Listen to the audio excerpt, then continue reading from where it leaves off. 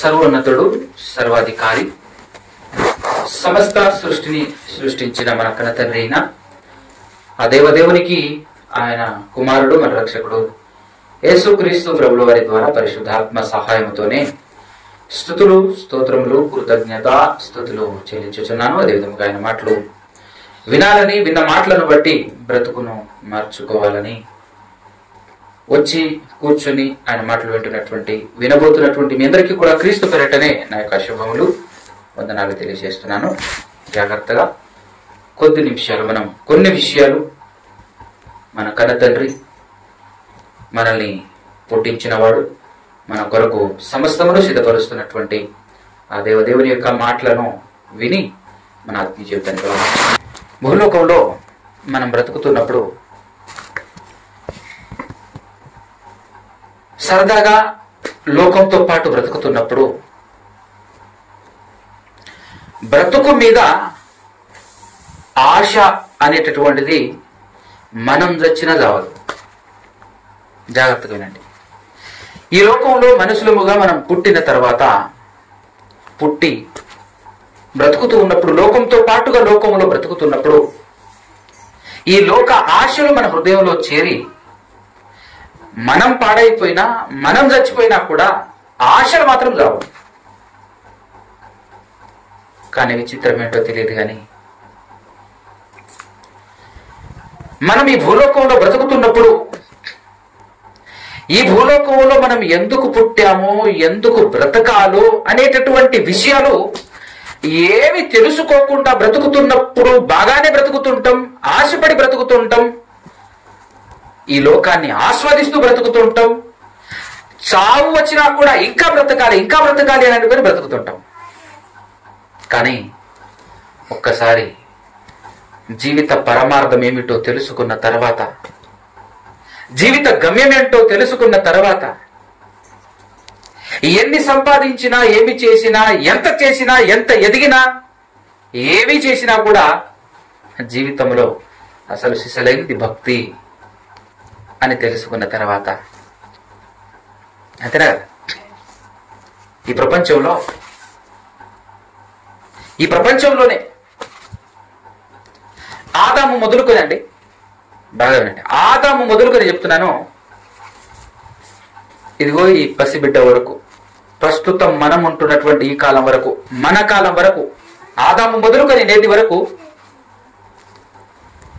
ఈ లోకాన్ని పరిపూర్ణముగా అనుభవించినటువంటి వాళ్ళల్లో ఎప్పటికీ ఎన్నటికీ నెంబర్ 1 స్థానంలో నిలబడేటటువంటి ఏకైక వ్యక్తి మన బైబిల్లో ఉన్నటువంటి రాజుగారు. ఆయన పేరు సొలొమోన్ రాజు గారు. చరిత్రలో కూడా ఆయన గురించి రాయబడి ఉంటాయి చాలా చోట్ల. పాఠ్య పుస్తకాల్లో కూడా ఆయన దేవుడి దగ్గర నుంచి, దేవుని ద్వారా పొందుకున్నటువంటి జ్ఞానాన్ని బట్టి తీర్చిన తీర్పును బట్టి, ఆ తీర్పు గురించి పాఠ్య పుస్తకాల్లో కూడా పెట్టేశారు. పిల్లలకు చెప్పాలి, ఆ మహానుభావుడి యొక్క జ్ఞానం గురించి తెలియచేయాలి అని చెప్పేసి. కానీ ఆ జ్ఞానం కూడా దేవుని జ్ఞానం, దేవుడు అందిస్తే వచ్చినటువంటి జ్ఞానం అన్న సంగతి మాత్రం లోకం గుర్తించలేకపోయింది. కానీ ఆయన తీర్చిన తీర్పును గురించినటువంటి పాఠం పెట్టారు. అది నేను చిన్నప్పుడు పాఠ్య పుస్తకాల్లో చదువుకుంటున్నప్పుడు చదివినటువంటి ఒక స్టోరీ. నేను బైబిల్ పట్టుకున్న తర్వాత, బైబిల్ చదివిన తర్వాత ఆశ్చర్యపోయాను దాని గురించి చదివి. సొలొమోను తీర్చిన ఒక అద్భుతమైనటువంటి తీర్పు మనందరికీ తెలుసు కదా? ఎంతమందికి తెలుసు మీలో? అమ్మగారు తెలుసా? వెరీ గుడ్, సంతోషం. ఆయన తీర్చిన తీర్పు ఏంటంటే, దేవుడు మంచి జ్ఞానం ఇచ్చాడు ఆయనకు, సొలొమోను గారికి గొప్ప జ్ఞానం ఇచ్చాడండి. మామూలు జ్ఞానం కూడా కాదు. అంతకుముందు ఏ రాజు కానీ, ఎవ్వరూ కూడా, ఏ వ్యక్తి కూడా అంత జ్ఞాని కాదు. అంత గొప్ప జ్ఞానాన్ని దేవుడు ఆయనకు ప్రసాదించాడు. ఎందుకంటే ఆయన, ఏం కావాలి ఆయన నీకు అని దేవుడు ఆ వ్యక్తిని అడిగినప్పుడు, ఆ రాజుని అడిగినప్పుడు ఆయన కోరుకుంది జ్ఞానం. ఎందుకనంటే ఒక మాటలో చెప్పాలంటే, దానిని బట్టి కూడా మనం చెప్పొచ్చు, మంచి భక్తిపరుడు అని, మంచి జ్ఞాని అని, దేవుని ఎడల భయం, భక్తి ఉందని. ఆ తర్వాత కాస్త పక్కకు తొలిగాడు అనుకోండి, అది వేరే విషయం. కానీ జాగ్రత్తగా వింటే ఆయన నీకేం కావాలి అని దేవుడే వచ్చి ఏం కావాలి అని అడిగితే ఆయన అది అడిగాడు, జ్ఞానం కావాలని అడిగాడు. మనమైతే ఏమడుగుతాం?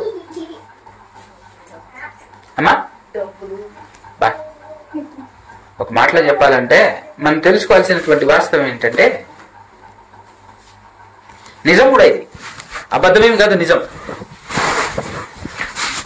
దేవుడే దిగి వచ్చి నీకేం కావాలి అని అడిగినప్పుడు గనక మనం డబ్బే అడగాలి అనే ఆలోచనతో ఉంటే, ఈ ప్రశ్న మన దగ్గరకు వచ్చినప్పుడు మనం అదే సమాధానంతో గనక మనం నిలబడి ఉంటే, నిజంగా దేవుడు కన్నీరు పెట్టుకునే గడి అదే. ఇంకొక మాట చెప్పాలి అంటే, మన దేవుడు డబ్బు అని మన హృదయంలో ఈ ప్రపంచంలో విలువైంది అదేనయ్యా. ఎంత ఘోరంగా, ఎంత దారుణంగా ప్రపంచం మారిపోయింది అని అంటే, ప్రపంచం అంటే మనుషులు మారిపోయారు అని అంటే, లోకంలో విలువైనది డబ్బు తప్ప ఇంకొకటి లేదు, డబ్బే విలువైంది అనేంతగా మన మనసు, మన ఆలోచనలు మారిపోయాయి. చూసారా? అవునా కదా?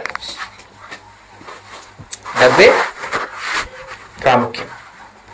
డబ్బు లేని జీవితం జీవితమే కాదు, జీవితం అంటేనే డబ్బు అని పుట్టినప్పటి నుంచి చచ్చిపోయేంత వరకు ప్రతి మనిషి యొక్క మెదడు, ప్రతి మనిషి యొక్క ఆలోచన, ప్రతి మనిషి యొక్క పని దేని చుట్టూ తిరుగుతుంటాయి? డబ్బు చుట్టే తిరుగుతుంటాయి. అందుకోసమే సృష్టిని, పంచభూతాలను సృష్టించిన దేవుడు మన మనసుకు, మన మేధస్సుకు కూడా అందనటువంటిది గాలి, ఆకాశం, నీరు, పంచభూతాలను సృష్టించడం అంత మాత్రమే కాకుండా మహాద్భుతమైన, అందమైన, ఒక భయంకరమైనటువంటి ఆకారం, ఒక వింత ఆకారం అని చెప్పొచ్చు మన దేహం, మన శరీరం. అంత గొప్ప వింత ఆకారమైనటువంటి, అద్భుతమైనటువంటి శరీరాన్ని నిర్మించి భూలోకంలో తన సృష్టి, తన ప్రాపర్టీ అయినటువంటి ఈ సృష్టిలో నిన్ను పెట్టి, అణువు ఎక్కడ చూసినా, ఏ ఆలోచించినా, ఏ పని చేసినా కూడా నా చుట్టే తిరగాలి, నా గురించి ఆలోచించాలి, నాతోనే ఉండాలి నా పిల్లలు అని ఆశపడ్డ దేవుడు, అని ఆలోచించిన దేవుడు, ఆ విధంగా ఆలోచించి మన యుగానికి పంపిస్తే మనం దేని చుట్టూ తిరుగుతున్నాం? డబ్బు చుట్టూ తిరగటం మాత్రమే కాకుండా, డబ్బు కోసం ఆలోచించటం మాత్రమే కాకుండా, డబ్బు కోసం పని చేయటం మాత్రమే కాకుండా, సమస్తం డబ్బు కోసమే చేస్తున్నాం. అలాంటి మాత్రమే కాకుండా ఆఖరికి ఆ దేవదేవుడు వచ్చేసి ఏం కావాలి నాయనా అని అడిగితే, మనం అడిగేటటువంటి మాట కూడా డబ్బే కావాలి అని అన్నప్పుడు ఎంత రోదన, ఎంత బాధపడతాడండి దేవుడు. అబ్బా, అప్పుడు ఒక దుఃఖ సంద్రంలో మునిగిన ఒక చిన్న వాయిస్ ఏమేం పడుతుంది తెలుసా? మా నేనొద్దా తల్లి నీకు అని అంటాడు చూడు. ఆ వాయిస్ వినబడుతుంది. ఎంత దుఃఖంతో, డబ్బు కావాలా, నేనొద్దా నీకు, డబ్బు కావాలా, అంత విలువైందా డబ్బు, అంత విలువైందా? అంత విలువైందిగా మనం మార్చుకున్నాం, అంత విలువైందిగా మనం దాన్ని మార్చుకున్నాం. ఈరోజు చాలా బాధాకరమైన విషయం ఏంటంటే, ప్రపంచం డబ్బు చుట్టూ తిరుగుతుంది. ప్రపంచమే డబ్బు చుట్టూ తిరుగుతుంది.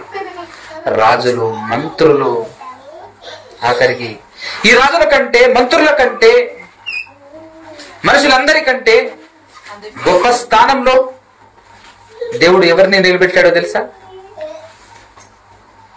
సేవకుల్ని నిలబెట్టాడు. ఎవరు నిలబెట్టాడు? సేవకుల స్థానమే అందరికంటే గొప్ప స్థానం. అలాంటి గొప్ప సేవకుడు కూడా ఈరోజు దేని చుట్టూ తిరుగుతున్నాడు తెలుసా? బా, ఇదండి నిజంగా దేవునికి కన్నీరు, దేవునికి బాధ, దుఃఖం మిగిల్చేటటువంటి మాట. కాబట్టి జాగ్రత్తగా ఆలోచన చేద్దాం కొన్ని విషయాలు. అలాంటి డబ్బును అంత ప్రపంచాన్ని ఆకర్షించి ప్రపంచమే తన చుట్టూ తిరుగుతూ ప్రపంచం మొత్తం దాని వెంబడి ఎందుకు పడుతుంది అని అంటే కారణం ఒకటే కారణం. ఏంటో తెలుసా? ఈ ప్రపంచాన్ని అనుభవించాలి, ఈ ప్రపంచాన్ని అనుభవించాలి, ఈ ప్రపంచాన్ని అనుభవించాలి కదా. కన్నులకు కావలసిన విందు కోసం ఎక్కడికెక్కడికో వెళ్ళాలి, మంచి మంచి ప్రాంతాలు, మంచి మంచి ప్లేసులు చూడాలి అని కన్నులకు విందు కదా. మంచి మంచి పెర్ఫ్యూమ్స్, మంచి మంచి సెంట్లు వాడాలి, ఇంట్లో, వంటగదిలో, తర్వాత కార్లో, అన్ని చోట్ల మంచి సెంట్ ఉండాలి అంటే, ఆ రేంజ్కి వెళ్ళాలి అంటే ముక్కుకు కూడా ఎక్కడ పాడు వాసన, చెడు వాసన చూడకూడదు అని అనుకుని ముక్కు కోసం మంచి మంచి భోజనాలు తినాలి అని చెప్పేసి నోటి కోసం ఎప్పుడు మంచి వార్తలే వినాలి అని అనుకుంటూ చెవుల కోసం కదా. అంటే వీటితో మనిషి తనకున్న అవయవాలతో ఈ లోకాన్ని అనుభవించాలి, ఈ లోకాన్ని అనుభవించాలి, ఈ లోకాన్ని అనుభవించాలి అని చెప్పేసి ప్రతి మనిషికి ఉండేటటువంటి ఆలోచన, ఏ మనిషికైతే ఈ ఆలోచన లేదో ఎట్లా తయారైపోయిందంటే ఈ ఆలోచన లేనివాడు అసలు మనిషే కాదు అనేంతగా తయారైపోయింది లోకం. అవునా కదా? అంత గొప్పగా ఎంతో ప్రయాసతో మనం కష్టపడతాం, ప్రయత్నిస్తాం. కొన్నిసార్లు కొంతమంది మాట్లాడేటటువంటి మాటలు మనం వింటుంటాం. ఫలానా పనిలో ఒక్క రోజు పార్టిసిపేట్ చేసి చచ్చిపోయినా పర్లేదు అంటుంటాం. చూసారా? ఆ ప్రాంతం చూసి చచ్చిపోవాలంతే. ఇలాంటి మాటలు కూడా మనం వినే ఉంటాం కదా మన జీవితంలో. అంటే వాడు ఎంత ఎంత ప్రభావితమయ్యాడు ఈ లోకాన్ని చూసి, ఈ లోకాన్ని అనుభవించాలని ఆ పిచ్చి పీక్స్కి వెళ్ళిపోయి ఎక్కడి దాకా వెళ్ళిపోయిందని అంటే అది అనుభవించిన తర్వాత చచ్చిపోయినా పర్లేదు అనుకుంటుంటాడు. బాబా ఎంత దారుణం కదా. ఇదంతా ఎందుకు చెప్తున్నానంటే ఆ రాజు ఇదంతా అనుభవించడమ్మా. ఏ రాజు గురించి చెప్తున్నాం మనం? ఆ సొలొమోను రాజు గారు. ఈరోజు మనమందరము అది దొరికితే బాగుండు, ఇది దొరికితే బాగుండు, అది అందితే బాగుండు, ఇది అంతే బాగుండు, అది ఉంటే బాగుండు, ఇది ఉంటే బాగుండు అని చెప్పేసి మనసు లాగుతూనే ఉంటుంది. ఉన్నదాంతో తృప్తిగా బ్రతకమ్మా అని చెప్పేసి ఎంతో మంది చెప్తుంటారు. కానీ మనసు ఆగుతుందా? మన మనసు ఏమైనా ఆగుతుందా? చూసిందల్లా కావాలనుకోవటం, కనబడిందల్లా ఆస్వాదించాలి, అనుభవించాలి అని అనుకోవటం పరిగెడుతూనే ఉంటుంది. ఏంటిది? మన మనసు. బాగా ఆలోచన చేయండి. ఎంత పరిగెట్టినా, ఎంత పని చేసినా, ఎంత సంపాదించినా, ఏం చేసినా కూడా ఆఖరికి ఆశ తీరకయే చచ్చిపోతుంటాం అందరం కదా. కానీ ఇప్పుడు నేను చెప్పినటువంటి రాజు పేరేం చెప్పాను? రాజు. మనం ఏ రాజు గురించి మాట్లాడుకుంటున్నామో ఆ రాజు ఇవన్నీ అనుభవించాడు. ఏ మానవుడు అనుభవించలేదు ఆయన అనుభవించినంత. ఏ మానవుడు అనుభవించలేదు, అంతా అనుభవించాడు. ఆయన గురించి అద్భుతంగా ఒక మాట రాయబడతా ఉంటది, చూడండి ఒక్కసారి. ప్రసంగి గ్రంథము 2వ అధ్యాయం 10వ వచనం చూడండి అమ్మా. 2వ అధ్యాయం 10వ వచనం. నా కన్నులు ఆశించిన వాటిలో దేనిని అవి చూడకుండా నేను అభ్యంతరము చేయలేదు, మరియు నా హృదయము నా పనులన్నింటినీ బట్టి సంతోషింపగా. చూసారా? అంటే నా హృదయం కూడా తన మనస్సును, తన కనులకు అసలు ఆయన అడ్డు చెప్పలేదట. ఏది కనబడితే అది అనుభవించటం, తన సొంతం చేసుకోవటం, తన మనసుకు ఏది నచ్చితే అది, ఆయనకు అడ్డే లేదు. ప్రస్తుత కాలంలో ఉన్నటువంటి కుబేరులు, ప్రస్తుత కాలంలో ఉన్నటువంటి బాగా ధనవంతులు అనుకున్నటువంటి వాళ్ళు ఎవరైతే ఉన్నారో టాటా, బిర్లా, ముఖేష్ అంబానీ, వీళ్ళెవ్వరూ కూడా ఆ రేంజ్లో అనుభవించలేరు. అది అసాధ్యం వాళ్ళకంతే. కానీ ఆ రేంజ్లో తాను కనులతో చూచింది ఏది కూడా వదిలిపెట్టలేదట. ఇంత నేను ఎందుకు ఆయన గురించి చెప్తున్నానంటే, ఈ లోకాన్ని అనుభవించి అనుభవించి అనుభవించి ఏది కూడా విడిచిపెట్టకుండా మనందరికంటే ముందుగా మనమందరం ఎంత ప్రయత్నం చేసినా, ఎన్ని సంవత్సరాలు ఏ విధంగా ప్రయత్నం చేసినా కూడా మనం అంతా అనుభవించలేము. ఈ లోకాన్ని పరిపూర్ణంగా అనుభవించలేము. కానీ ఈ లోకాన్ని పరిపూర్ణంగా A to Z, ఆ నుంచి బండెల వరకు అని చెప్పేసి అంటాం చూసి మాత్రం అనుభవించినటువంటి ఆ మహానుభావుడు మాట్లాడినటువంటి ఒక గొప్ప మాట ఉంది. ఆ మాటకు బలం రావాలంటే ఈ వ్యక్తి ఎలాంటి వాడో తెలియాలి. ఈ లోకాన్ని అమితముగా అపరిమితముగా అనుభవించినటువంటి వ్యక్తి సొలొమోను గారు. అనుభవించి అనుభవించి అనుభవించి అనుభవించి ఫైనల్ గా ఆయన చెప్పినటువంటి ఒక మాట ఉంది. ఆ మాట ఒక్కసారి 12వ అధ్యాయం 13వ వచనం 12వ అధ్యాయం 13వ వచనం చదవండి. ఇదంతయు విన్న తర్వాత బాగా వినమ్మా, తేలిన ఫలితార్థం ఇదే, దేవుని యందు భయము భక్తి కలిగి ఉండి ఆయన ఆజ్ఞలు లేదా ఆయన కట్టడలను అనుసరించి నడుచుచుండవలెను. మానవ కోటికి ఇదమ్మా, మానవ కోటికి ఇది విధి. మనమేం చేస్తుంటాం? ఈ లోకాన్ని చూసి కొంచెం కొంచెం అరాకొర మనం దొరికేటటువంటి వాటిని బట్టి అటువైపు పరిగెడుతుంటాం. కానీ ఎంత దూరం పరిగెత్తాలో అంత దూరం పూర్తిగా పరిగెత్తినటువంటి వ్యక్తి ఇక్కడేమీ లేదు. మనిషిగా పుట్టిన మన కర్తవ్యం, మన విధి అదొక్కటే. ఏంటి? వెనక్కి వెళ్ళి ఆ దేవుని కట్టడలను, ఆ దేవుని మాటలను పాటిస్తూ బ్రతకటమే మన బ్రతుకు పరమార్థం, మన జీవిత గమ్యం. అంతకు మించి భూలోకంలో ఏమైనా మంచిదంటూ ఉంటే ఒట్టు అన్నంత గొప్పగా చెప్పేశాడు ఆయన. బల్ల గుద్ది చెప్తాడంటారు చూసారా? బల్ల కాదు, భూమి బద్దలయ్యే మాట అనమాట. తిరుగులేదుగా. ఇంకా నువ్వేడికి వెళ్ళకు నాయన, నువ్వేడికి వెళ్ళకు. ఏ పని కోసం ఏదో ఈ లోకాన్ని ఆస్వాదించాలి, ఈ లోకాన్ని సేవించాలి, ఈ లోకాన్ని బాగా అనుభవించాలి అనే కోణంలో నువ్వు ఏ ప్రయత్నము చేయకు. వృధా, వేస్ట్, అందులో ఏం లేదు. ఎంత దూరం ప్రయాణం చేసినా మరలా తిరిగి వచ్చేసి ఇదిగో ఆయన మాటల ప్రకారంగా బ్రతికిందే తప్ప నీ బతుకుకు పరమార్థం ఉండదు, నీ బతుకుకు ఫలితం ఉండదు అని తేల్చి చెప్పినటువంటి మహానుభావుడు ఆయన. అందుకోసమే నేనేం చెప్పాలనుకుంటున్నానంటే, జాగ్రత్త వింటే, ఈ లోకంలో బ్రతుకుతున్నప్పుడు అరకొర దొరికి ఆనందాన్ని బట్టి సంతోషాన్ని బట్టి సాగుతుంటాం. అక్కడ మనకు అసహనం రాదు, అక్కడ మనకు బలహీనత రాదు. కానీ అసలు సిసలైంది మన జీవితంలో, మన జీవిత పరమార్థం ఏంటయ్యానంటే భక్తిని కొనసాగించటం కదా. ఏం కొనసాగించడం? మన జీవిత ఫలితార్థం, మన జీవితం యొక్క కర్తవ్యం ఏంటి? భక్తి చేయటం. కానీ భక్తిలో మనకి ఏమొస్తుంది తెలుసా? నీరసం వస్తుంది. కొద్ది దినాలకే నీరసం వచ్చేస్తుంది, కొన్ని రోజులకే నీరసం వచ్చేస్తుంది భక్తిలో.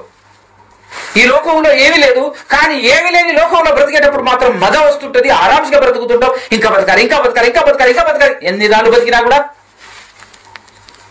ఈ లోకాన్ని పరిపూర్ణంగా ఎవడు అనుభవించాడు? అనుభవించిన వ్యక్తే చెప్పేశాడు, అనుభవించినా అక్కడ ఏమి లేదు. నువ్వు ఎంత అనుభవించినా అక్కడేమి లేదు నాయన. ఫైనల్ గా మరలా తిరిగి వచ్చేసి నువ్వు దేవుని మాటల ప్రకారంగా బ్రతికితేనే తప్ప నీ బతుకు ఒక అర్థం ఉండదు. మన బ్రతుకు ఒక అర్థం కావాలి, రావాలి అంటే మనం దేవుని మాటల ప్రకారంగా ఖచ్చితంగా బ్రతకాల్సిందే. దాన్నే మనం భక్తి అంటాం. ఆ భక్తిలో మనకి ఏమొస్తుంది? కొద్ది దినాలు సాగుతుండగా సాగుతుండగా సాగుతుండగా ఏమొస్తుంది? మనకు విరక్తి పడుతుంది. మనం బ్రతికే బ్రతుకులో పురుషుడైనా స్త్రీ అయినా మహా అంటే 15-20, గట్టిగా మాట్లాడితే 25 సంవత్సరాలు ఫ్రీగా సింగిల్గా ఒంటరిగా బతుకుతాడు. ఆ తర్వాత భార్యను భర్తను చేసుకోవాలి కదా. ఆయనను చచ్చేంత వరకు వృద్ధాప్యంలో కూడా అంటి పెట్టుకొని ఆయనే కావాలి అని అనుకుంటూ ఆయనతోనే ఉంటుంటాం మనం, అవునా? ఆ విషయంలో కూడా రాదు విరక్తి, ఆ విషయంలో కూడా రాదు అసహనం. కానీ ఎందుకో భక్తి అంటే ఏంటి? ఇప్పుడు దాంపత్య జీవితం లేదంటే వివాహం అని అంటే ఎవరితో బంధం? భర్తతో బంధం, భార్యతో బంధం. భక్తి అంటే ఎవరితో బంధం? కానీ ఇదెందుకో విరక్తి పుడుతుంది, అవునా? అది అర్థమవుతుంది. ఇదెందుకు అసహనాన్ని పుట్టిస్తుంది? దినాలు గడుస్తున్నా కొద్దీ, రోజులు గడుస్తున్నా కొద్దీ ఏమైతుంటది?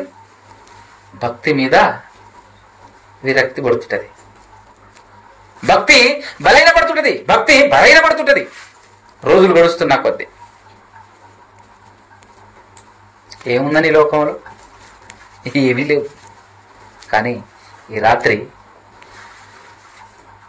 మనం బ్రతుకుతున్నటువంటి బ్రతుకు, మనం జీవించేటటువంటి జీవితం ఎన్ని సంవత్సరాలు? గట్టిగా మాట్లాడితే అమ్మా, ఆ అమ్మగారికి ఎన్ని సంవత్సరాలు ఉంటాయి ఇప్పుడు? ఇప్పటికి ఎన్ని సంవత్సరాలు ఉంటాయి అమ్మా? ఎంత? మీ వయసు ఎంత ఉంటుందమ్మా? 70 దాటింది. మీ వయసు తల్లి? 58. 70 దాటేసరికి కూలబడ్డది అమ్మ, అనా కదా? ఇంకెన్ని రోజులు భూమి మీద ఉంటుందో తెలియదు. ఆవిడన్న అదృష్టవంతురాలు అనుకోవచ్చు, ఎందుకంటే ఆవిడ 70 దాటింది. మనకు దాటుతుందో దాటుతాం, మనకు 50 దాటుతుందో కూడా గ్యారంటీ లేదు. లోకం చెప్తున్నటువంటి మాట ఏంటంటే, లెక్క కట్టి చెప్పినటువంటి మాట ఏంటంటే 60-70 ఎక్కువ, యావరేజ్ 60 అట.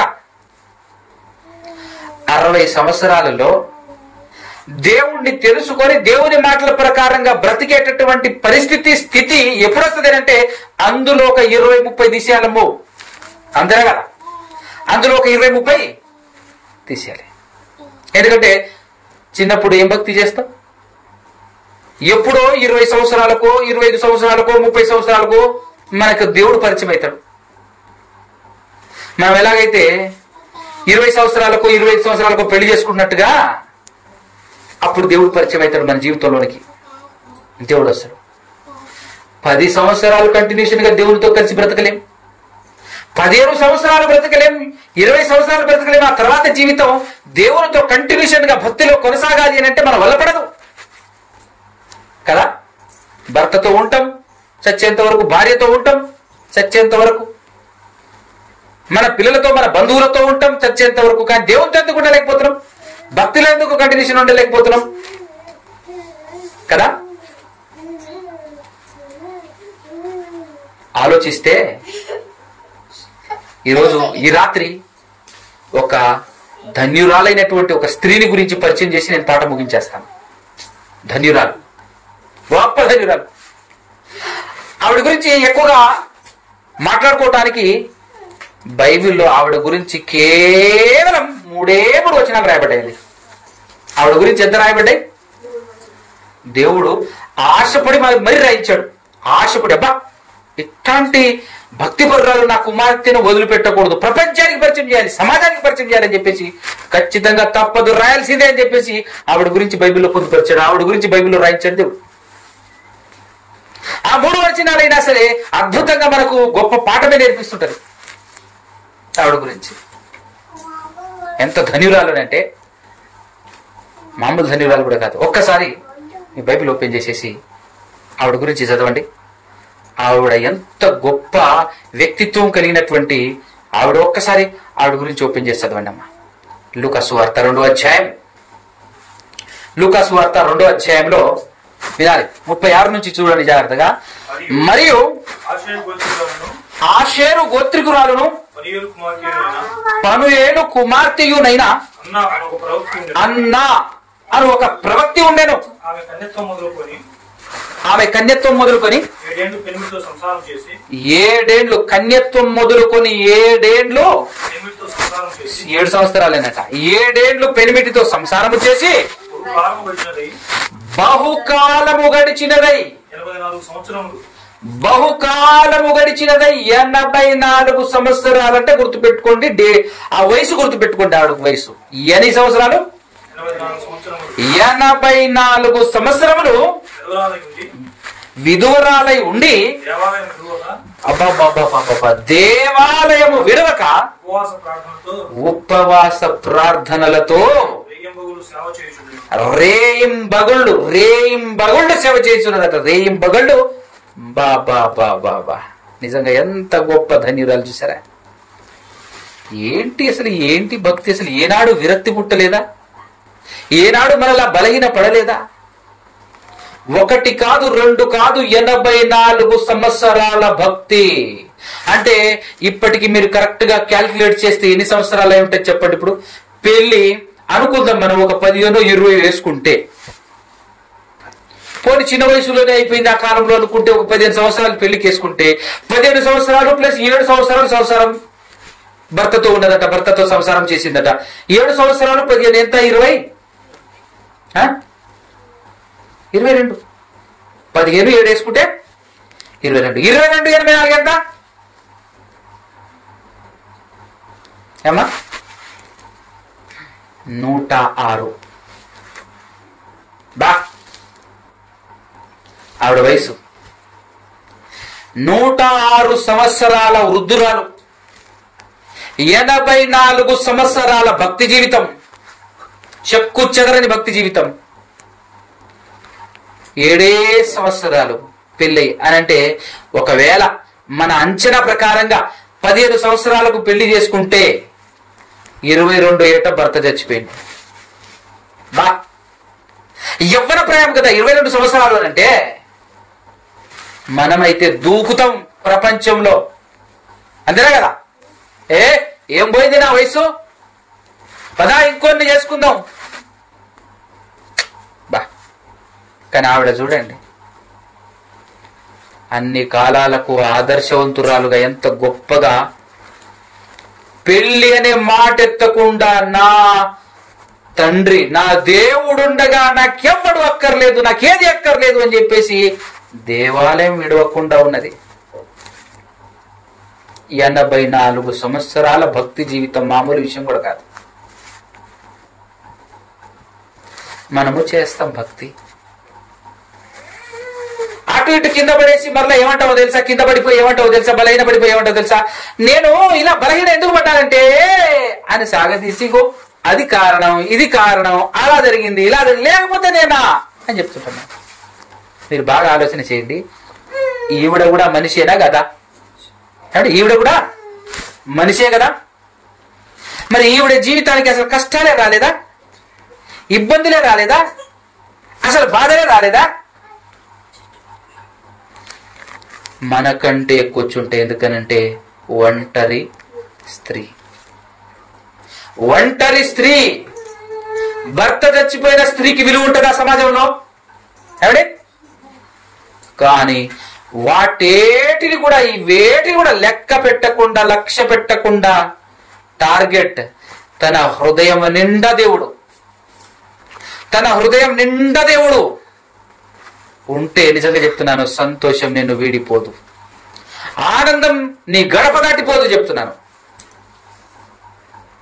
భూలోకంలోనే పరలోకం చూడొచ్చు నీ గుండె నిండా దేవుడు ఉంటే. అందుకోసమే ఆవిడకు కష్టాలు బాధలు రాలేదు అని కాదు, ఎన్నొచ్చినా కూడా వాటిని ఖాతరు చేయదు, లెక్క పెట్టదు, అసలు వాటి గురించి ఆలోచించదు. మీరు జాగ్రత్తగా ఆలోచించండి. మీరు వస్తున్నప్పుడు రూపాయి పడిపోయింది అనుకో, అస్సలు ఏమైనా ఆలోచిస్తారా? మీరు బాధపడతారా? ఒక రూపాయి జారిపోయింది, మధ్యలో ఎక్కడో పడిపోయింది, దాని గురించి అసలు పట్టించుకోరా మీరు? అస్సలు పట్టించుకోరు, అంతేనా కదా? 1,00,000 రూపాయలు పడిపోతే అమ్మా ఆ రోజు నిద్ర రాదు, ఆ రోజు భోజనం చేయం, ఆ రోజు ఒక ఆదివారం చర్చికి పోము,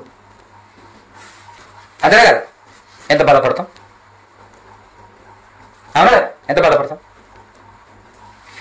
నీ గుండె నిండా దేవుడుంటే అక్కడ 1,00,000 అయినా రూపాయి అయినా రెండు ఒకేలా చూస్తాను. నీ గుండె నిండా దేవుడు ఉంటే, భక్తితో నీ జీవితం కొనసాగుతూ ఉంటే, రూపాయి పోయినప్పుడు నీ హృదయంలో ఎలాంటి స్పందనతో నువ్వు ఉన్నావో, ఏ బాధ, ఏ చింత, ఏ ఇబ్బంది లేకుండా బ్రతికేవు చూసావా, 1,00,000 పోయినా కూడా నీ బతికట్టనే ఉంటది.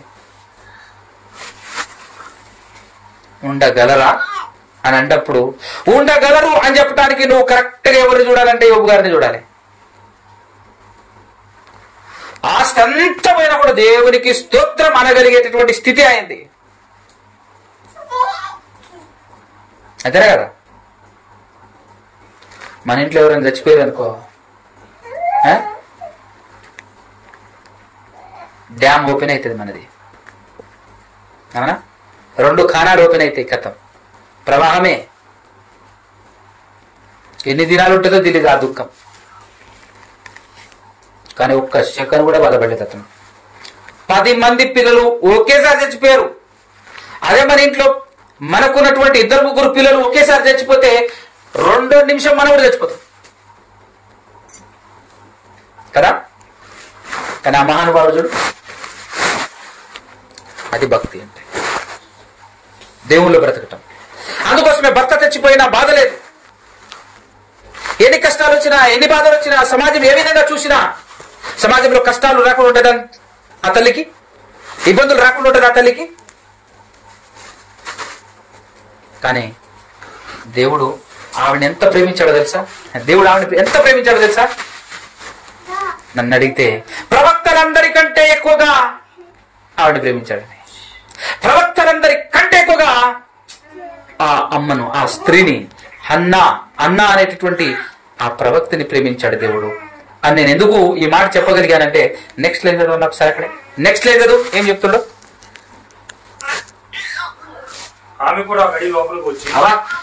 ఆమె కూడా గడియలోనే లోపలికి వచ్చి దేవుని కొనియాడి, యెరూషలేములో దేవుని కొనియాడి, యెరూషలేములో విమోచన కొరకు కనిపెట్టుచున్న వారందరితో ఎవరిని గురించి, ఆయనను గురించి అంటే ఎవరిని గురించి? యేసు ప్రభు గురించి. బా అంటే ఇక్కడ దీని పైన సందర్భం ఏంటో తెలుసా? ఈవిడ ఉన్న ఆ దేవాలయంలోనికి పసిబాలుడుగా ఉన్న యేసు ప్రభు ఎంట్రీ ఇచ్చాడు. ఈవిడ కంటే ముందుగా సుమియోను అనేటటువంటి ప్రవక్త ఆ శిశువును చేతిలో పట్టుకొని ధన్యుడను అని చెప్పేసి మాట్లాడినటువంటి సందర్భం పైనే ఉంటది. ఆయన ధన్యుడయ్యాడు, ఆయనతో పాటు ధన్యురాలు ఈవిడయింది అని. ఈవిడ ప్రవక్తలందరికంటే కూడా ధన్యురాలనేటటువంటి మాట నేను మాట్లాడడానికి గల కారణం ఏంటంటే, లూకా సువార్త 10వ అధ్యాయంలో ఒక గొప్ప మాట రాయబడి ఉంది చూడండి ఒకసారి. లూకా సువార్త 10వ అధ్యాయంలో 23.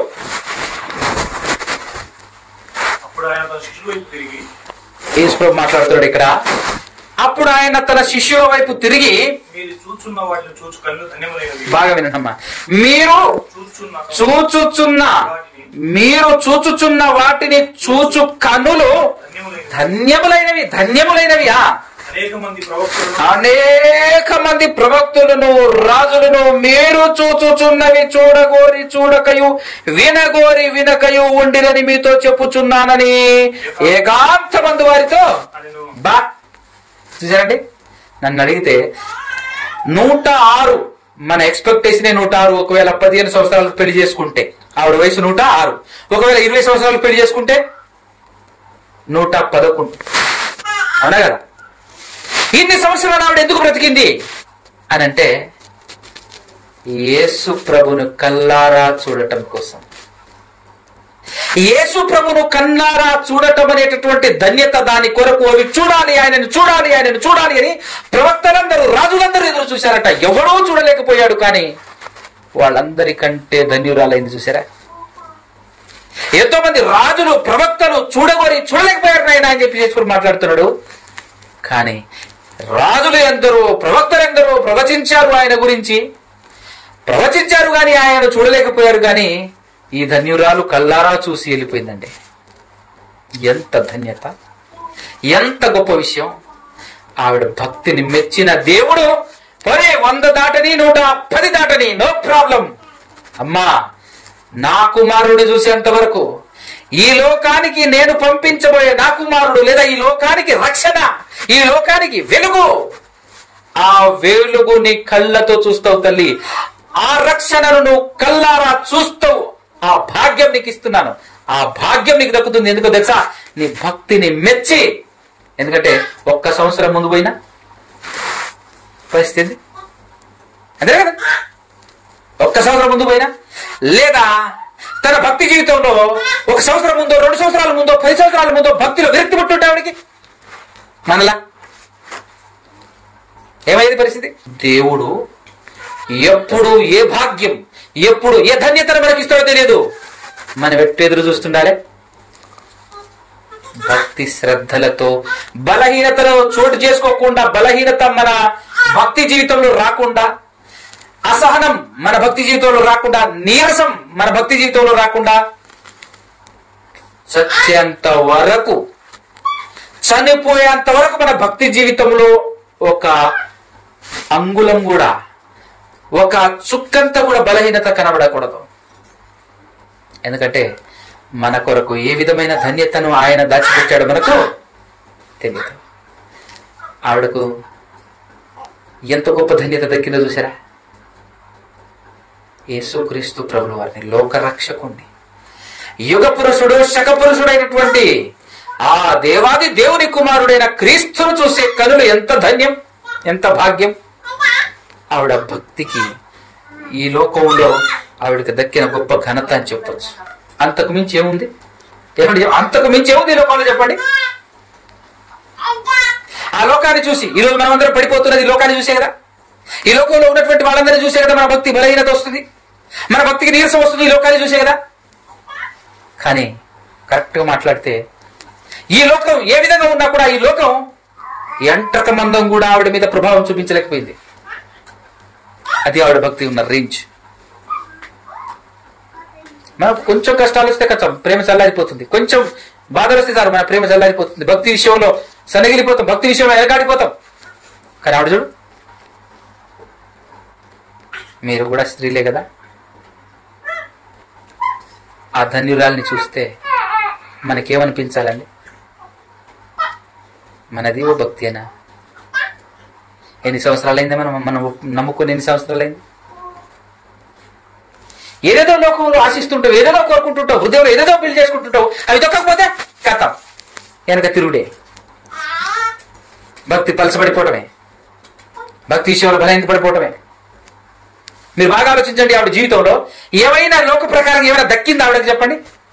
84 సంవత్సరాలు విధురాలుగానే ఉంది తప్ప ఏమైనా ఉందా? లక్షల కోట్లు ఏమైనా ఇచ్చాడా? గొప్ప ఆస్తి ఏమైనా ఇచ్చాడా? ఆవిడ ఇల్లు కూడా లేదు, దేవాలయంలోనే నివసించిందట. ఎన్ని సంవత్సరాలు బ్రతికింది? సెంచరీ దాటింది, 100 దాటింది. మన బతుక్కి 60-70 దాటలేము. ఆవిడ 100 దాటింది. అయినా ఆవిడ ఎక్కడ నీరసం రాలేదు భక్తి విషయంలో, బలహీన పడలేదు భక్తి విషయంలో. ఎంత గొప్పగా బ్రతికిందండి ఆవిడ. ఆవిడ మనకు ఆదర్శమే కదా ఇప్పుడు, అంతేనే కదా. ఏముంది చెప్పండి ఈ లోకంలో? ఏముంది? ఏదో చూసి ఏదేదో ఆలోచించుకొని. విచిత్రం ఏంటంటే ఈ లోకంలో మనకు జీవితం అంటే ఏం అర్థమైందో తెలుసా? మనకు పెళ్లి చేసుకోవటం, పిల్లల్ని కనటం, ఇల్లు కట్టుకోవటం, ఇదే జీవితం. జీవితం అంటేనే గిట్టనే అర్థమైంది మనకు. గవ్యం లేవే. కానీ ఎంత గొప్ప జీవితం! ప్రపంచంలో ఈవిడ తెలియని దేశం లేదు తెలుసా? ఈవిడ గురించి తెలియని దేశం లేదు అసలు. ఈవిడ గురించి తెలియని దేశమే లేదు అన్న సంగతి వింటే ఒక్కసారి ఎట్లా అనిపిస్తుంది చూడండి ఒకసారి. ఎంత గొప్ప ధన్యురాలు. నువ్వు రేపో మాపో మనం చచ్చిపోయినావు అనుకో, 4 రోజుల కంటే మించి ఎవ్వరూ గుర్తుపెట్టుకోరు మనకి. మళ్ళా మన పిల్లలే, మన కుటుంబీకులే, వాళ్ళ పనులు వాళ్ళు మునిగిపోతారు. సంవత్సరం అయిన తర్వాత జ్ఞాపకం చేసుకొని ఒక్కరోజు నీ పేరట ఏదో ఎంజాయ్ చేసుకొని మళ్ళా భోజనం తిని కథ మళ్ళా మర్చిపోతారు. నీ కుటుంబమే నిన్ను మర్చిపోతే ఇంకో లోకమే గుర్తుపెట్టుకుంటుంది. కానీ ఈవిడ చూడు, భక్తికి నేటికి బతికే ఉంది. భూలోకంలోనూ బతికే ఉంది ఆవిడ. మన నోట, మన హృదయంలో, పరదేశంలో కూడా బతికే ఉంది. బా భక్తికి వచ్చే లాభం ఇంత గొప్పది అన్న సంగతి తెలిసిన తర్వాత లోకాన్ని బాగా అనుభవించినటువంటి వ్యక్తి చెప్పినటువంటి మాట, దండగా బాబాయ్ ఏం లేదు అన్నాడు. అంతే ఒకటే మాట, శుద్ధ దండగా, మామూలు దండగా కూడా కాదు, వేస్ట్ ఈ లోకం. ఏమనుభవించినా కూడా వృధా, గాలికి ప్రయాసపడినట్టే అంటాడు ఆయన. గాలి అందుతుందా? ముట్టగట్టుకున్నా అనుకోట నేను పట్టున ఒక్క బెలూన్ మీద ఒక్క చిన్న బోల్ పడుతుంది, పట్ కదం. ఏది ఇప్పటివరకు పెట్టిన గాలి కంటికి కనబడదే. అది ఎలా జరుగుతుందో నీ ఆస్తి విషయంలో కూడా అంతే. నువ్వు సంపాదించి, నువ్వు ప్రయాసపడి, నువ్వు కష్టపడి, నువ్వు సంపాదించుకుని అబ్బా ఆస్తి అయ్యా ఆస్తి అనుకుంటూ వచ్చే ఏ ఒక్కడి నీ వెనకాల రావు, ఏదే నీకు కాపాడదు. కాబట్టి వాటి కోసం ఎందుకు, గాలికి ప్రయాసపడినట్టు ప్రయాసపడటం దానికోసం ఎందుకు? అసలు సిసలైంది భక్తి, తిరుగులేనిది భక్తి. ఈ లోకంలో కూడా నిన్ను చిరాయువుగా నిలబెట్టేది భక్తి, నిన్ను దేవుడున్న లోకానికి చేర్చేది భక్తి, ఈ లోకంలో కూడా పరలోక అనుభవాలను చూపించేది భక్తి. ఆ భక్తికి మించింది ఏముంది ఈ లోకంలో? అందుకోసమే ఆ మహానుభావుడు చెప్పాడు, నంబర్ 1 క్యాండిడేట్ ప్రపంచంలోనే ఈ లోకాన్ని అనుభవించిన క్యాండిడేట్లు ఆ వ్యక్తి చెప్పాడు, అయ్యా లోకంలో ఏం లేదు, వృధా శుద్ధ దండగా లోకంలో ఏం లేదు, ఏమీ లేదు. పొర్రపాటున మీరు నా మాట వినగలిగితే, నా మాట నమ్మగలిగితే దయచేసి లోకం వైపు కళ్ళు లెక్కి చూడకండి అంతే అన్నాడు. అంతే. ఏం చేయాలంటాయా అంటే, ఇదంతా అనుభవించిన తర్వాత తేలిన ఫలితార్థం ఇదే. ఏంటది? మానవ కోటికి ఇది ఏ విధి? ఏది విధి? భక్తి చేయటమే విధి, దేవుని మాటల ప్రకారంగా బ్రతకటమే విధి. అలా బ్రతికావా ధన్యుడు, ధన్యురాలవు, చిరకాలం యుగ యుగాలు తరతరాలు దేవునితో ఉంటావు. కాదు కూడదు అని చుట్టూ కనబడుతున్నటువంటి మనుషుల వైపు, చుట్టూ ఉన్నటువంటి లోకం వైపు, ఈ లోకంలో ఉన్న దాని వైపు తిరిగావా బ్రతుకు బండారం, భయంకరం, దుర్భరం అయిపోతుంది. దేనికి పనికి రాకుండా అయిపోతుంది, దేనికి ఉపయోగపడకుండా అయిపోతుంది నీ జీవితం అన్న సంగతి మాత్రం గుర్తుపెట్టుకో. కాబట్టి మీరందరూ ఈ మాటలను మీ హృదయంలో భద్రపరుచుకొని భక్తి జీవితం జీవిస్తే ప్రవక్తి అయిన అన్నాలా బ్రతకాలి. ఎంత గొప్ప ధన్యురాలు అని బ్రతకాలి. అలా బ్రతకాలంటే సొలొమోను జ్ఞాపకం చేసుకోవాల్సిందే. అంతేనా కదా?